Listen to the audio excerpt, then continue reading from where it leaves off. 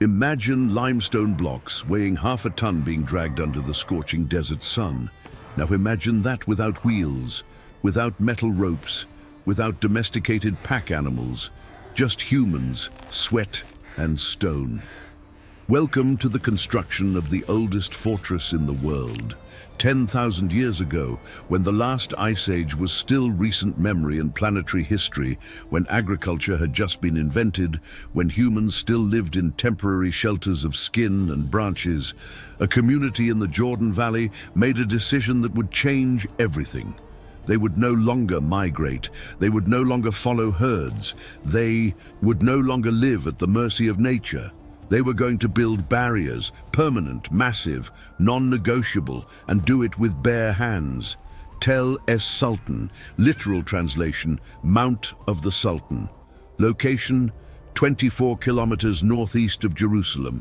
Altitude, 390 meters below sea level. The lowest inhabited point on Earth's surface. Average summer temperature, 42 degrees Celsius.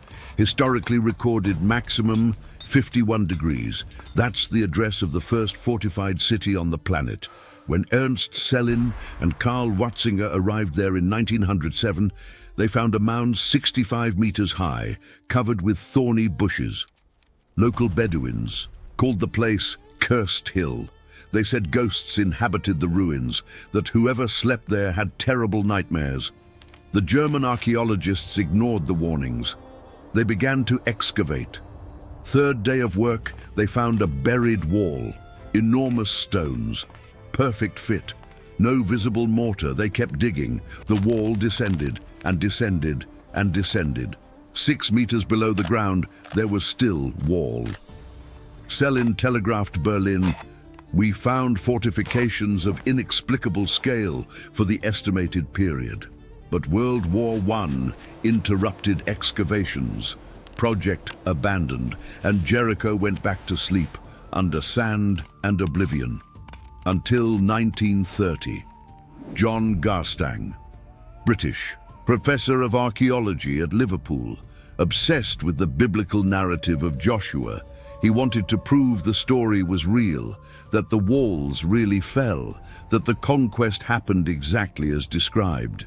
He mounted a 6-year expedition, excavated aggressively, found layers of destruction, found evidence of fires, found collapsed walls, and declared victory. "We proved the Bible," he said at a conference in London, 1937. But there was a problem. His datings were wrong, completely wrong. Kathleen Kenyon knew it, Cambridge archaeologist, stratigraphy specialist. She read Garstang's reports and identified serious methodological errors. He had mixed layers, confused periods. His conclusions were based on assumptions, not evidence. In 1952, Kenyon landed in Jericho determined to do it right. She brought revolutionary techniques for the time, rigorous grid system, excavation in 5 meter by 5 meter squares, each layer photographically documented, each ceramic fragment catalogued, each soil color change analyzed, and patience, 7 years of methodical patience, season of 1954, 3rd year of the project. Kenyon was excavating Trench 3 when her team hit something solid, very solid, 8 meters and 20 centimeters below modern ground level. They cleaned carefully, removed sediment with brushes, and exposed worked stone, smooth, angular, part of a larger structure. They continued for weeks, centimeter by centimeter, and they revealed the tower. Conical, massive, intact, 8.5 meters of preserved height, diameter of 9 meters at the base, walls 1.5 meters thick, and inside a spiral staircase carved into the structure itself, 22 steps of solid stone. Kenyon fell silent when she saw it for the first time. Her assistant, Diana Kirkbride, asked what she was thinking. "I'm thinking," Kenyon replied, "that we just found something that shouldn't be possible. Carbon-14 dating of organic material found in direct contact with The foundations, 9,400 years before present, translating 7,400 before Christ. But excavations in the deepest layers revealed even earlier phases. The first wall had been built approximately 8,500 before Christ. 10,500 years ago, put that in perspective. When this construction began, Britain was still connected to Europe by a land bridge. The Bering Strait still allowed foot passage between Asia and America. Nomadic tribes in Mesopotamia still lived exclusively from hunting. And in Jericho, humans were cutting half-ton blocks. Dimensions of the main wall, 3 meters and 60 centimeters thick, height varying between 4 and 6 meters depending on terrain. Total perimeter enclosing the settlement, 620 meters. Volume calculation, approximately 13,500 cubic meters of worked stone. Total weight, 36,450 tons, using local limestone density of 2.7 tons per cubic meter. 36,000 tons, equivalent to the weight of 300 fully loaded Boeing 747 aircraft, or 728 adult African elephants, cut, transported and laid by people who didn't know metals. The quarry was in Wadi Kelt, deep canyon cutting the desert east of Jericho. Distance, 2.8 kilometers. Elevation difference, 85 meters. Local geology, Eocene limestone, 40 million years of compacted marine sediments. Relatively soft when freshly exposed, it hardens significantly over time. Jericho's builders learned to exploit that property. Evidence at the site shows extraction technique. First, identify layer with fewer natural fractures. Second, create line of holes using pointed basalt percussors. Third, insert tamarisk wood wedges into the holes. Fourth, wet the wood repeatedly. The wood absorbs water, expands. Pressure increases in the stone's microfractures. Eventually, the rock yields along the desired line. Time needed to extract a 350-kilo block, 5 to 7 days of continuous work by a 4-man team. Now multiply that, 36,000 tons divided by an average of 350 kilos per block. Result, approximately 103,000 individual blocks, 103,000 extractions. But extraction was just the beginning of the logistical nightmare. How to move 350 kilos for almost 3 kilometers of irregular desert, climbing 85 meters of elevation, without wheel, without metal rails, without cranes. Modern archaeological experiments tested plausible methods. Jean-Pierre Protzen, civil engineer from the University of California, replicated block transport using Neolithic techniques in 1985. Discovery: wooden sled on prepared and constantly wetted trail. Surprising efficiency: sled construction, 2 parallel sycamore beams, length of 3 meters, width of 1 meter and 20 centimeters, cross reinforcements every 50 centimeters, tied with ropes braided from wild flax fibers. Trail preparation: remove large stones, compact soil with repeated trampling, cover with layer of fine gravel, wet abundantly. Transport team, 24 men, divided into 3 groups of 8. Rotation every 30 minutes to avoid total exhaustion. Speed achieved in Protzen's experiments, 180 meters per hour. 2.8 kilometers required 15.5 hours of continuous effort. An entire day, dawn to dusk, to move a single block, multiplied by 103,000 blocks. But the most brutal work hadn't even begun yet.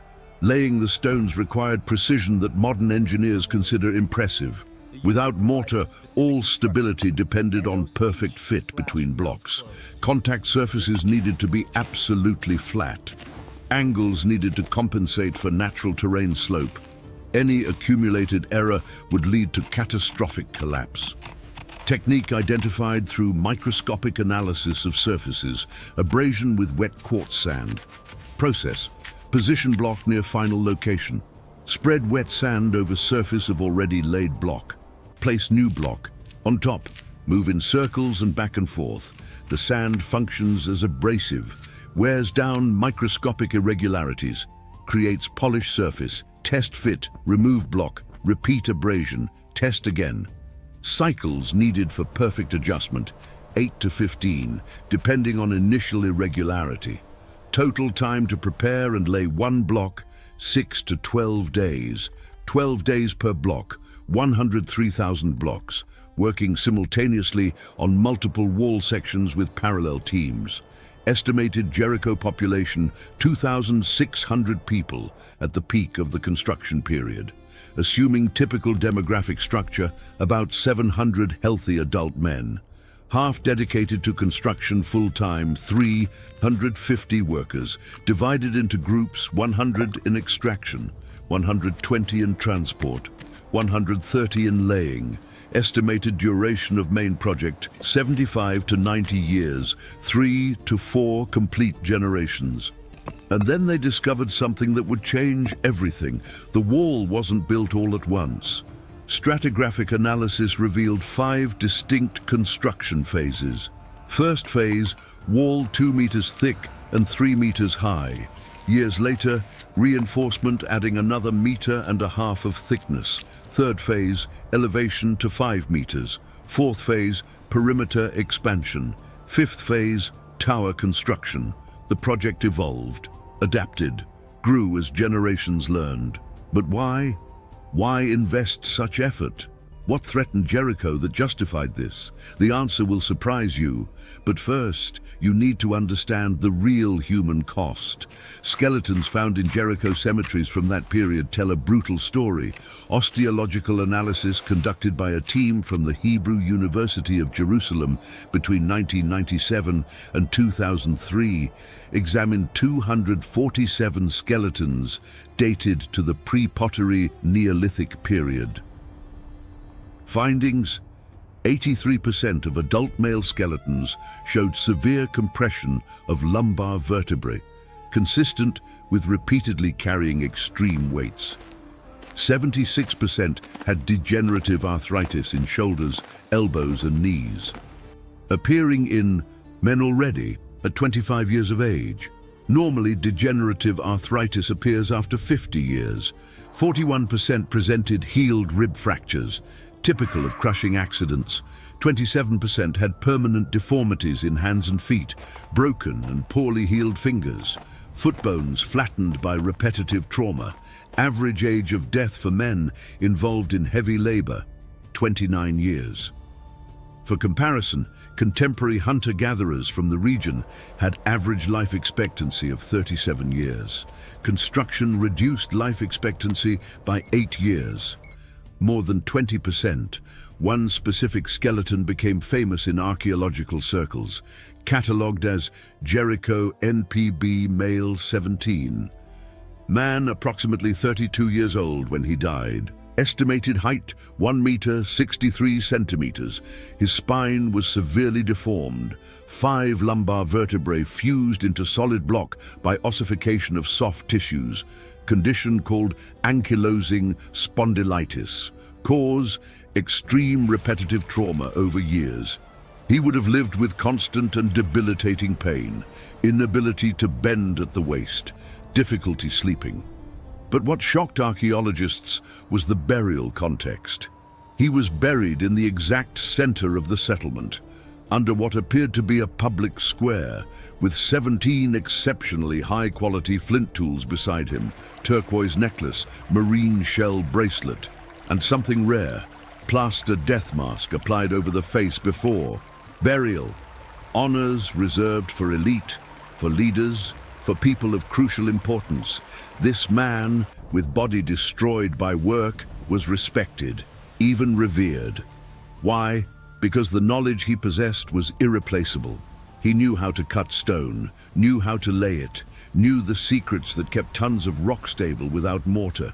And he trained others, guaranteed continuity. His pain bought Jericho's future. He wasn't an exception. Another 17 male skeletons from the period show similar pattern. Extreme occupational trauma combined with honorific burial. Master builders. paying brutal physical price, receiving elevated social recognition. But how do you motivate generation after generation to accept that sacrifice? How do you convince 15-year-olds to begin work that will probably kill them before 30? The answer was literally staring at Kenyon when she excavated the houses. Plastered skulls, dozens of them. The practice began in Jericho approximately at the same time as wall construction. When an important community member died, the body was buried under the house floor itself. After 4 to 6 weeks, when flesh decomposed but before bones began to disintegrate, they exhumed. They carefully removed the skull, cleaned it, left it to dry in the sun for days. And then an extraordinary artistic process began. They applied thin layers of high-quality plaster, molded over the bones, recreated the deceased's facial structure, sculpted eyebrows, molded nostrils, defined lips. They inserted marine shells into the eye sockets, shells brought from the Mediterranean Sea 120 kilometers away. Indication of immense value. Some skulls received paint, red ochre for tribal marks, black for eye outline. The final result was disturbingly realistic. Recognizable faces, preserved individuals. Kenyon found 47 plastered skulls during her 7 seasons. Later analysis identified that 38 were male, and of these, 29 showed signs of severe occupational trauma in cervical bones and jaw. Workers, builders. The skulls weren't kept in tombs. They were kept in houses, niches in walls, simple shelves, some in groups of 3 or 4. Generations of the same family. Imagine growing up in a house where the skull of your great-grandfather, grandfather and father observe every meal, every morning upon waking, looking at faces of the dead, faces that suffered, that worked, that died young, and knowing your skull would eventually join theirs. It wasn't just memory, it was obligation, it was contract between living and dead. We started this. You will continue. Your children will finish. Ancestral coercion, power that transcends physical death. And it worked. For 4 generations the work continued. Fathers trained sons. Sons took over when fathers couldn't anymore. Knowledge passed forward. Project advanced until it was completed. Approximately 8,000 before Christ, the wall was complete. 620 meters of perimeter, 6 meters high, 3.5 meters thick. And the tower, majestic, dominating the horizon. But then archaeologists noticed something disturbing. The wall had serious defensive design flaws. Ofer Bar Yosef, Harvard archaeologist, analyzed orientation and positioning during a 3-year study concluded in 2007.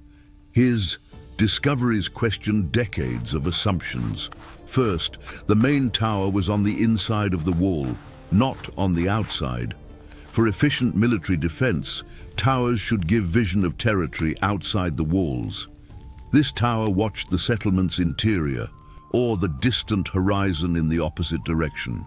Second, the wall didn't completely close the perimeter. There were at least 3 significant openings, one 12 meters wide, 2 8 meters, no reinforced gates, no additional defensive structures. A hostile army would pass without difficulty. Third, there were no bastions, battlements or platforms for defenders. The wall's upper surface was flat but narrow, impossible to move many men simultaneously. If the objective was military defense, the project was flawed, terribly flawed. So what was it? Bar Yosef measured angles with modern GPS precision, calculated the tower's azimuth, crossed with retroactive astronomical simulations, and discovered perfect alignment. From the top of the tower, on summer solstice, the rising sun appeared exactly over the peak of Mount Nebo, 80 kilometers to the east. Alignment error, less than 2 degrees. It wasn't coincidence, it was observatory. Monumental calendar marker. Primitive agriculture desperately depended on precise timing. Planting at wrong time meant famine. Tolerable margin of error. 2 weeks. With fixed and reliable observatory, margin of error was eliminated. Ran Barkai from Tel Aviv University offered complementary interpretation. He focused on the external ditch, 3.5 meters wide, 2 meters deep. Running parallel to the wall for 300 meters, excavations revealed layers of sedimentary mud alternating with gravel. Pattern consistent with controlled seasonal water flow. The ditch wasn't defensive, it was drainage channel. Wadi Kelt floods regularly threatened during winter rains. Without control, water would destroy adobe houses. Wall plus ditch system redirected flow, protected settlement, hydraulic engineering, 10 millennia ago. But there was a third, theory, deeper, more psychological. Jacques Cauvin, French archaeologist, proposed in 1994, the wall was symbolic revolution. It didn't protect against external enemies. It protected against conceptual chaos. Transition from nomadism to sedentism is collective psychological trauma. Nomads have mobility as security. Problems arise, you migrate. Resources scarce, you move. Farmers lose that option. They're trapped. They bet everything on harvest. If it fails, they die. Anxiety is unbearable. The wall relieves anxiety, creates physical boundary between us and everything else. Inside, order, control, civilization. Outside, savagery, unpredictability, danger. It doesn't matter if real threat exists. What matters is having defined line. Having something solid separating you from chaos. And when wall is built with sweat of generations, when each stone represents sacrifice of someone you knew, emotional bond is absolute. You belong to that place, and that place belongs to you. First manifestation of territory concept in human history, but then came collapse. Around 7,200 before Christ, something changed drastically. Analysis of sediment cores drilled in the Dead Sea by German team in 2011 revealed significant climatic event, period of extreme drought. Duration, approximately 400 years. Annual precipitation falling from 350 millimeters to less than 120 millimeters. The es-Sultan spring didn't dry up, but flow reduced drastically, from 12,000 liters per hour to about 3,000. Irrigated agriculture collapsed. Population could no longer sustain itself. Famine forced abandonment. Houses were left intact. Tools remained where they were. Even the skulls of ancestors were abandoned, found centuries later still in wall niches. People simply left. Back to nomadism, only survival option. The fortress was empty, silent. Wind blowing through corridors that had echoed voices just months before. 400 years of total abandonment. But then humans returned. Different, archaeological culture. Distinct style ceramic, different burial patterns. Tools with previously unseen napping techniques. They weren't descendants of original builders. They were migrants, possibly from the region of present-day Lebanon. But when they arrived and saw the ruins, they made a surprising decision. They didn't build in new location. They didn't ignore ancient structures. They rebuilt over them. They cleaned the tower, removed centuries of debris, repaired damaged steps, and began using it again. They reused stones from the partially collapsed wall, followed original layout, expanded in some points, but kept original core intact. Why? They had no cultural connection to the builders. 400 years is too long for oral tradition to survive intact, but the stones spoke for themselves, perfectly cut blocks. 8-meter tower defying gravity, clearly intentional project, clearly monumental work. They looked and concluded, powerful people lived here, people who mastered forces we don't master, and they wanted to inherit that power. Jericho prospered again for 1,300 years, expanded. population reached estimated peak of 3,500 inhabitants, became regional commercial center. Obsidian from Anatolia found in ruins, shells from Red Sea, turquoise from Sinai, long-distance trade, accumulated wealth, until destruction came.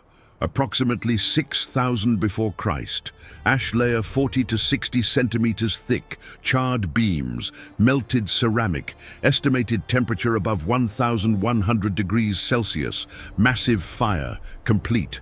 There's no clear evidence of human violence. No body with battle trauma, no arrowheads stuck in walls, no abandoned weapons, most likely theory, accident. Fire starting in one structure, spreading rapidly, dry adobe and wood houses burn easily. No firefighting organization, panic, entire city consumed in hours, and the tower survived, scorched. Some stones cracked by heat, but structurally intact, because it was built to last. Reconstruction, new culture, new period of prosperity, new collapse. Earthquake this time, evidence of seismic displacement in foundations. Walls collapsed in typical tremor pattern. Reconstruction again, and again, and again. 12 distinct civilizations identified by archaeologists in successive layers, each building over ruins of previous, each adding to growing mound, each incorporating stones from original wall in their own constructions. Until finally, around 1500 before Christ, Jericho was definitively abandoned. Uncertain reasons, possibly changes in trade routes, possibly new climate change. The mound was deserted, covered by vegetation, forgotten, until 20th century archaeologists began to excavate and revealed layer by layer the extraordinary story. Today, you can visit es-Sultan. Palestinian Antiquities Authority keeps site open. Wooden paths allow access without damaging ruins. Explanatory plaques in Arabic, Hebrew, and English. And you can touch the original stones. Guards don't just allow it, they encourage it.